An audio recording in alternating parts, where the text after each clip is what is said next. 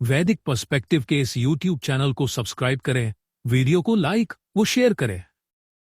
ओम चक्राणासय परिगणहं पृथिव्या हिरण्ययेन मणिना शुंभमानाः न हिन्वनासः तितिरुः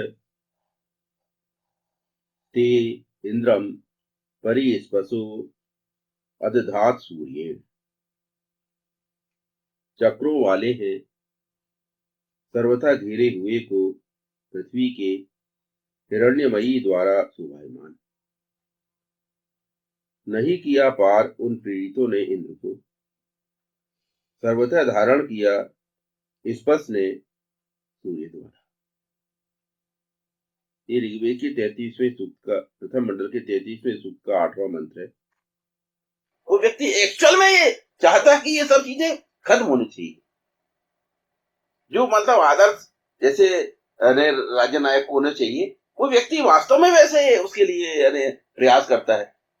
किंतु उसके बावजूद भी सवाल यही है ना कि वो एक आदमी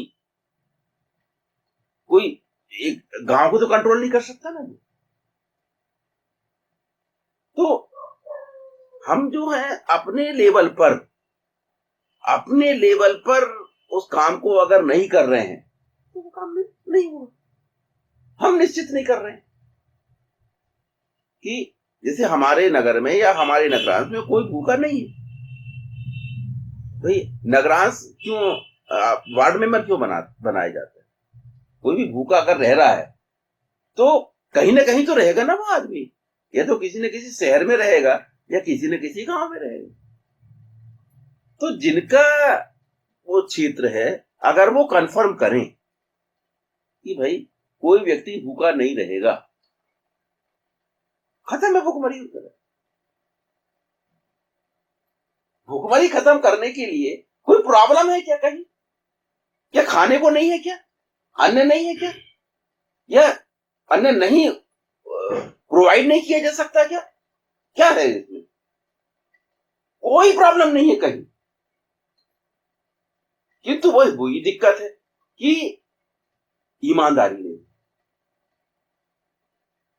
हमको इस बात की उतनी चिंता नहीं है कि कोई व्यक्ति भूखों मरे। उससे ज्यादा चिंता हमें ये है कि हमारे घर में जो है बोरों से अनाज रखा रहना चाहिए, भले हम उसका कभी उपयोग ना करें, गुन जाए वो। हम लोग जैसे ही फसल आती है तुरंत, जैसे अभी इसकी फसल आ गई, अभी खरीफ की फसल आ गई, तो धान आ गई, चावल, तुरंत चावल खरीद लेंगे पूरे हिसाब लगा के कि अगले साल तक कितने हमें क्विंटल चावल लगेगा, हम खरीद के रख लेंगे। खरीफ की जो अनेकों दालें हैं वो सब हम खरीद के रख लेंगे। रबी की फसल आएगी तो हम गेहूं पूरे साल भर के लिए खरीद के रख लेंगे। और जो हम रखते हैं उसमें से भी कुछ भुन जाता है, सड़ जाता है, भुन जाएगा। क्यों? क्योंकि जो लोग आजकल उत्पादन कर रहे हैं वो लोग उसको सूखने नहीं देते। इसके पहले कि अनाज सूखे वो मंडी में लाके और रख देते। किसी को फुर्सत नहीं है, किसी को पास टाइम नहीं है, और हर कोई ज्यादा फायदा लेना चाहता है। तो इसमें क्या करते हैं वो, अब क्या आजकल क्या हो रहा है कि ये सब ऐसे यंत्र है जिनसे ये देखा जाता है कि उसमें नमी कितनी है। किसान ये सोच के लाता है, सीधे खेत से सीधे मंडी पहुंचा देता है, बगैर सूखा सूखा है नहीं, गेहूं नहीं सूखा है और पहुंचा दिया उन्हें। तो अब क्या सोचता है कि इसमें क्या होगा, ज्यादा वजन तुलेगा, सीधे रहेगा तो वजनदार रहेगा, और सूख जाएगा तो वजन उसका कम हो जाएगा। अब ये बताओ कि मान लो किसी के यहाँ 100 क्विंटल गेहूं हुआ, अगर वो सुखाएगा उसको तो कितना कम होगा? 50 क्विंटल तो नहीं हो जाएगा वो सूख के। ज्यादा बहुत आप जोर मारो तो सूखने के बाद मुश्किल से 5 से 10 क्विंटल कम होना चाहिए उसका। 5 में ज्यादा बता रहा हूं मुझे, इतना सूख के नहीं होगा, इतना भी कम नहीं होगा। यानी जो 100 क्विंटल अनाज पैदा कर रहा है वो मात्र 5 या 10 क्विंटल के लिए बेईमानी कर रहा है। बगैर सूखा अनाज वो मंडी में पहुंचा देता है। अगर वो प्रॉपर नहीं सूखेगा तो वो 1 साल रह नहीं पाएगा, उसमें कीड़े पड़ जाएंगे।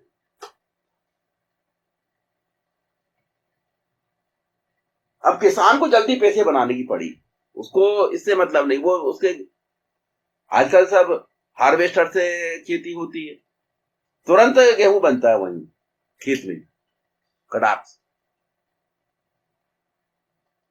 क्योंकि वो हार्वेस्टर जब चलते हैं तो सीधे अनाज निकालते हैं, दूसरा एक तरफ अनाज एक तरफ, उनने वहीं से बोरों में भरे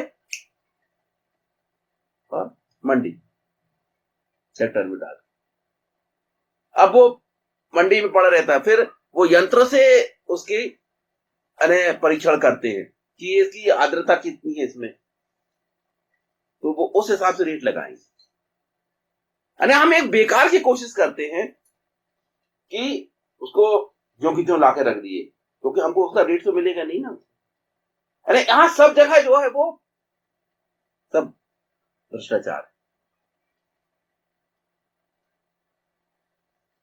आदमी को जल्दी पैसे चाहिए तो वहां भ्रष्टाचार, मंडी में भ्रष्टाचार, तुलाई में भ्रष्टाचार, फिर किसका कब नंबर लगेगा उसमें भ्रष्टाचार, ये सब अनाज में। और सबको पैसा बनाना, हर कोई पैसा बनाने पे लगा, किसी को इससे मतलब नहीं है कि ये जो उत्पादन हो रहा है, जो फसल हो रही, इसको लोग खाएंगे।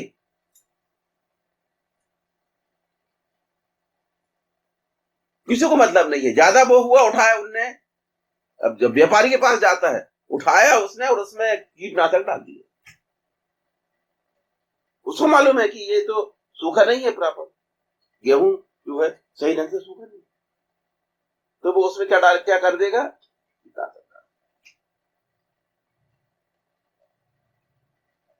अब वो किस मात्रा में डाल रहा है, उससे क्या नुकसान होगा, उसको कोई ने जो खाने वाले को क्या नुकसान पहुंचाएगा, उनको कुछ लेना देना नहीं, उनको व्यवसाय से मतलब, नोट गिनने से मतलब, हमको नोट चाहिए। मतलब यहां हर जगह क्या हो रहा है कि आदमी जो उसका जो लक्ष्य है उससे भटका हुआ है। हर जगह आदमी नोट बनाने के चक्कर में, और उसका नुकसान किसको पहुंच रहा है, मनुष्य को। नुकसान तो मनुष्य को हो रहा है ना। अब ये तो गेहूं की कथा हो गई, चावल की तो और खराब है। चावल तो सही मिलता ही नहीं। मैं 3 साल कटंगी में रहा, वहां तो बहुत सारी मिल है, राइस मिल, कौन सा चावल चाहिए आपको, कौन सा चावल बनाना, सब बनाए जाते हैं चावल। किसी भी चावल से, कोई भी चावल, उनसे अपन बोलो कि भाई हमें जीरा शंकर चाहिए, वो बोले सर, कोई किसान बोले, कोई रहता गांव का जो किसान होगा अंदर का, उससे बोले आप लोग बोले सब बता दो। नहीं तो बोले हमारे यहाँ जो मिलेगा जीरा शंकर मिले, आपको हमारे यहाँ मिल जाएगा, पर वो असली नहीं रहेगा, बता देते वो। हमारे यहाँ बोले कृत्रिम जीरा शंकर बनता है, यानी कोई भी धान खरीद के और वो लोग दूसरा चावल बनाते हैं, और वो फिर उसकी क्वालिटी इतनी जबरदस्त बनाते हैं कि वो एक्सपोर्ट होता है। यानी अरब कंट्रीज में कटंगी से चावल एक्सपोर्ट होता है, परंतु वो बनाया हुआ है मिल में, वो ओरिजिनल नहीं रहता। ये स्थिति हम ही कल चर्चा कर रहे थे कि जहां वो वही मैंने न्यूज देखा था कि धान सड़ गई, किंतु इसके बावजूद भी हम देखते हैं कि पॉलिथीन प्लास्टिक से चावल बन रहा है। अब ये बताइए जरूरत क्या है इसकी?